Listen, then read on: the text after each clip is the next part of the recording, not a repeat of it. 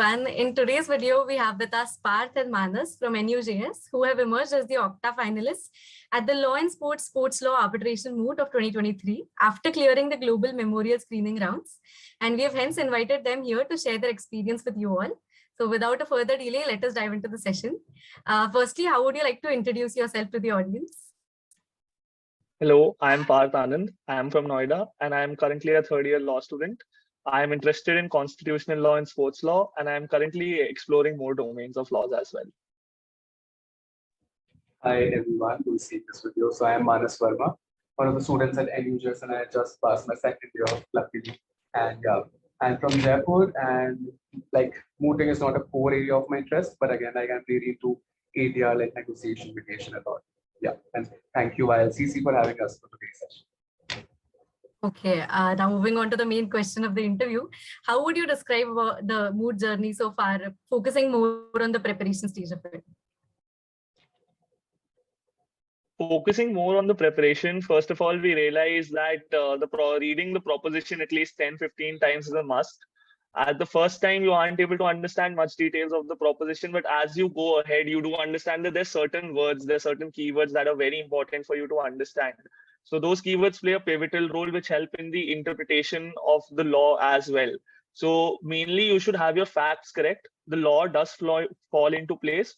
But if you're currently good with your facts, you know what the issue is, you know how to interpret them.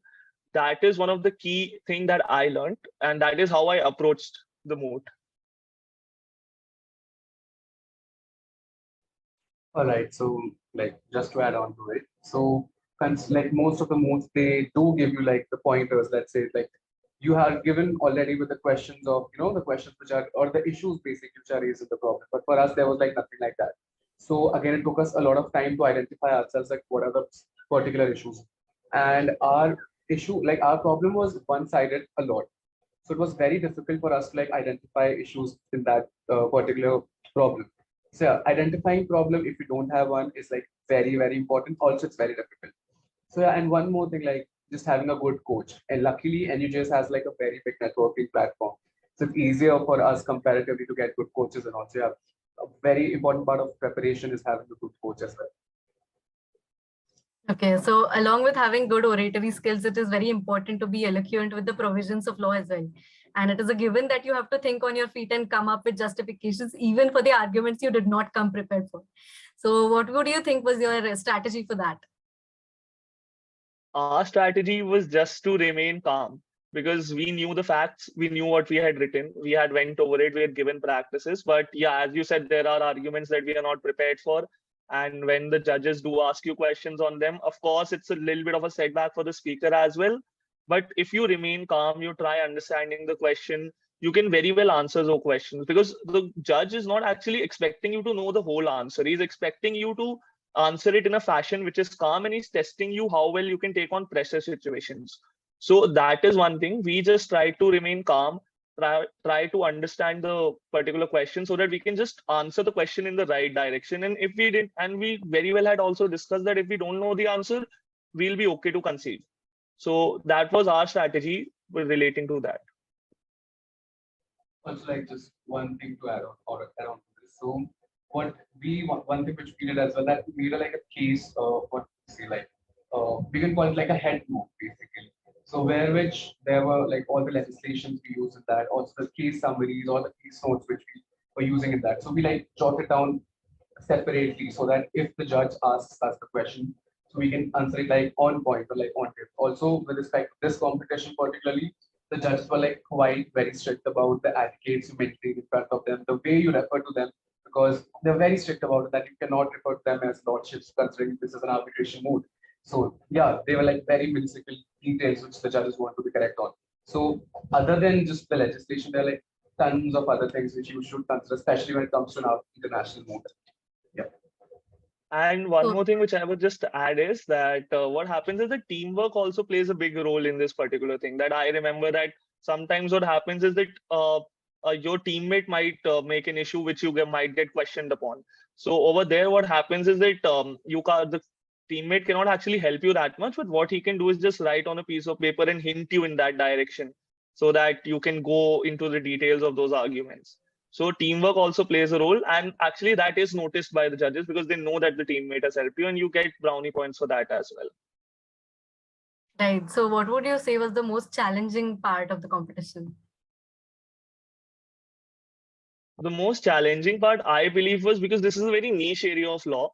So research had to be very much in depth. So like we weren't able to find cases at the very front. Like they had referred us cases around 10, 15 cases, which we had the list of them. So we went through them and we were reading them, but we weren't able to find anything substantial which relates to our proposition. So that was one major issue. Like I remember the memorial which we were formatting for the defendant, I believe, was we had very less case laws, and we were very scared about that. That how are we going to present our arguments, because it's mostly based on statutes and legislations. So that was one thing. Making the backbone of the argument for us in this particular case was very difficult because we didn't have substantial authorities to substantiate our arguments upon. So that was a very challenging part, and to defend that particular side, which was weak, was also a very challenging part. But at the end of the day, it helped us learn a lot.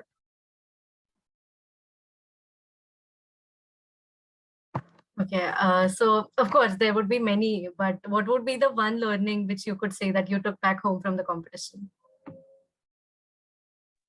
The one learning which I learned from this competition is not to quit. The thing is that at many instances during a moot court competition, you really feel that you don't want to do it. Our memorial is not coming out that well. But the thing is that you don't know what the other teams are also in the situation. Like you have to consider that. So you just have to submit your memorial. After you get the result, then you should accept it as your fate. But otherwise, do continue it, because you don't know the correctness of your argument. You don't know how it would be perceived. So that would help, just to go on with the preparation, not to leave it. Also, just to add on to it, like I absolutely agree with Parth, because I was one was like, almost at the end of quitting the moot, but all hail to Parth, we didn't. And also one more thing is that how do you put your arguments in front of them? Like everybody knows like what to do and what not. But at the same time, since we had one side which was very weak, so it was difficult for us to identify arguments in the first place. So the judge specifically asked us, like, put the strongest points in front of us if you have already. So the arguments which Parth was about to speak were like more stronger, but at the same time, my part was more technical. So we were trying to prove a point, but again, when I was speaking, they specifically asked me, is there something which is more strong? Because I was like completely speaking something which we decided, like we made up specifically for this competition because we had nothing.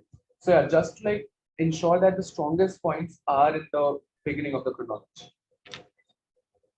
And one more learning which I feel that we got was that like at the end of the moot, it does not only come to your arguments and the way of speaking, it's also about how well you're dressed, how well your background is. Because sometimes what happens is that I remember the team which we were facing, our team and their team was almost at the same level. But the thing is that we also got one feedback which was upon our background. They told us that you should have a more formal background. So see, these are some points, because when the matter is closed, these things do play a decider. So sometimes it does come down to these things. It does not come to how well you argued or how well you spoke. So these things are also to be very much taken care of.